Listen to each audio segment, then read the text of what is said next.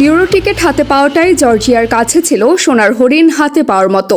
কেননা ইউরোতে খেলা বাকি দলগুলোর মধ্যে তাদের র্যাঙ্কিংয়ে সবচেয়ে পিছিয়ে।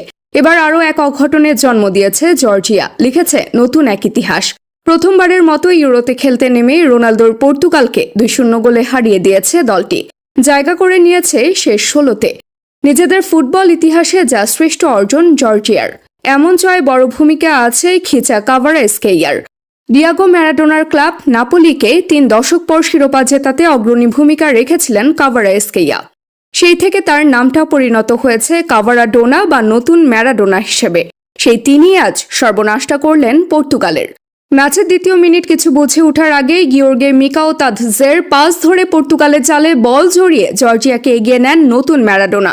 পিছিয়ে পড়ে রোনালদোর দল, ম্যাচে ফিরতে চেষ্টা চালায় বেশ। তবে তাদের সেই চেষ্টা বেশ দক্ষতার সঙ্গে রুখে দিয়েছে জর্জিয়ার রক্ষণ।